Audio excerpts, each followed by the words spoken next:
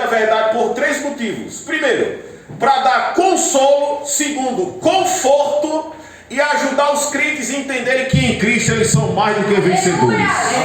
Tem um livro de William Hendricks que chama Mais do que Vencedores. Só para você ter noção, você conhece uma marca de sapatos chamada Nike? Quem conhece? Conhece? Você sabia que esse nome é em grego? Esse nome é em grego. Sim, eu sei. Ah, glória a Deus! Temos ali a futura pastora da igreja. Só para você ter noção, reverendo, a expressão que Cristo venceu, a igreja venceu, no livro de Apocalipse, aparece mais do que em toda a Bíblia, aparece 17 vezes. 12 delas no livro de Apocalipse é falando acerca que Cristo venceu Satanás, a Babilônia, o mundo, e as outras 5 é falando que a igreja vence. Por exemplo, Apocalipse capítulo 12, verso 11 diz o seguinte: e eles venceram pelo testemunho da palavra de Deus e pelo sangue do Cordeiro, porque amaram mais a palavra de Deus do que a própria vida. Esse texto fala mais ou menos, sabe de quê?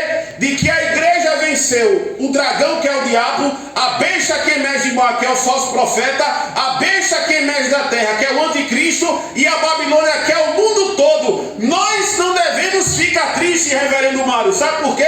Porque em tudo, no final, nós vamos vencer pelo sangue do Cordeiro. Aí João, ele estava, vocês sabem onde é que João está? João estava na ilha de Patmos. A ilha de Patmos é um presídio de segurança máxima. Porque o que é que acontece? No ano de 64, a bem da verdade, no dia 17 de julho de 64 até o dia 24 de julho de 64, Nero, que era um megalomaníaco, ele tentou tocar fogo em Roma para reconstruir o seu bel prazer. Por quê? Porque ele queria reconstruir Roma e seu nome ficar para a eternidade. Ele precisava de um álibi, de transferir a responsabilidade para alguém. Como das 14 cidades-estados, 4 delas tinham alguns cristãos, e essas 4 cidades não pegaram totalmente fogo, ele disse: eu quero o que eu quero.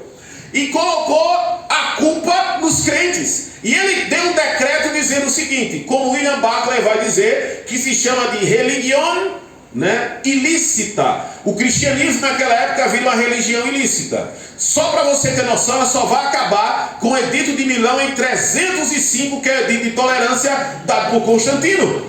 Veja, esses anos são anos de perseguição. Todos os apóstolos, eles morrem, meu pastor Mário, com requinte de crueldade. Só para você imaginar, o apóstolo Paulo é decapitado por ser cidadão romano.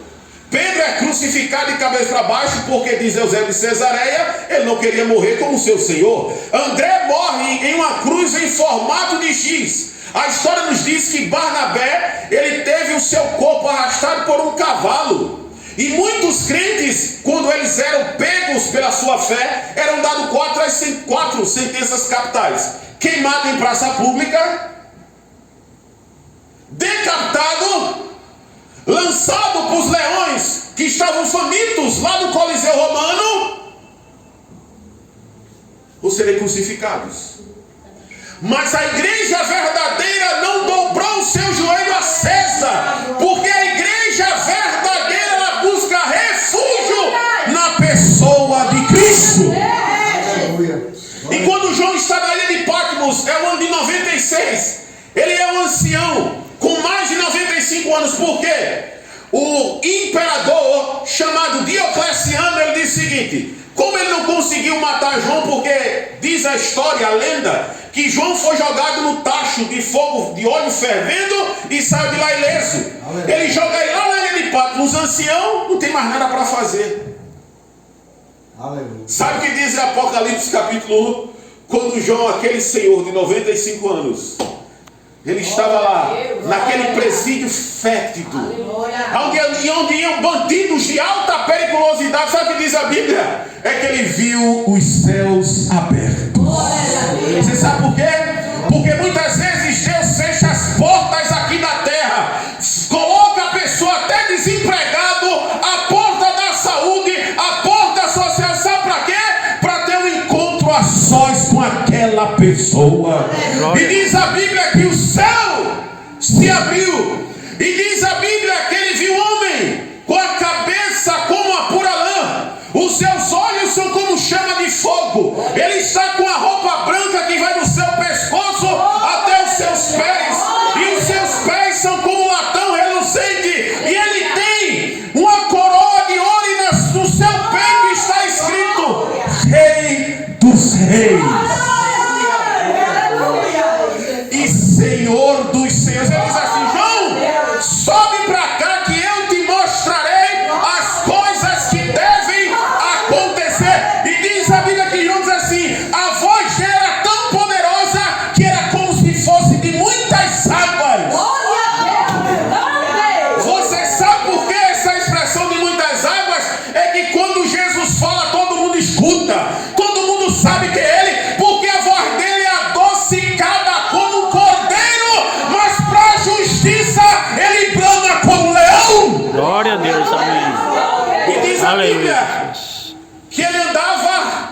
Ele andava. Você sabe por que o nosso Deus anda? Porque ele não é de pau, nem de madeira, nem de bronze. E ele andava como assim? Tinha as estátuas de César lá em Roma.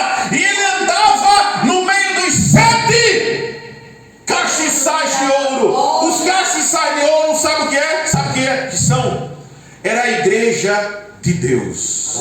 Você sabe por que é candeeiro? Por 2 motivos. Primeiro, que a igreja deve iluminar.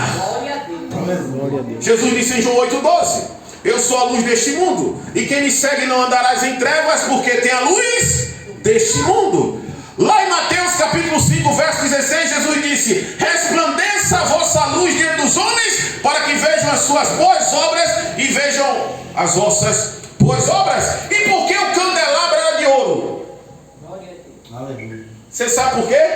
Porque não existe nada mais valioso para Jesus do que a igreja, do que o seu povo. Nós fomos de 1 Pedro capítulo 1, verso 19: sabendo que não foste comprado nem por prata nem por ouro da vossa maneira de viver, mas foste comprado com sangue do Cordeiro. Nós não podemos ser valiosos para o mundo, mas para Deus nós somos como ouro, porque Ele pagou um alto preço naquela cruz. Glória a Deus. E diz a Bíblia que Jesus andou sobre os candelabros de ouro. Você sabe por quê? Porque onde a igreja está, Jesus passeia no meio do seu povo. Talvez você observe aqui, não tem tanta gente como você gostaria de ter, mas eu quero dizer para você que Jesus está andando aqui na Assembleia de Deus, recinto de Cristo, e Ele está dizendo aqui essa noite: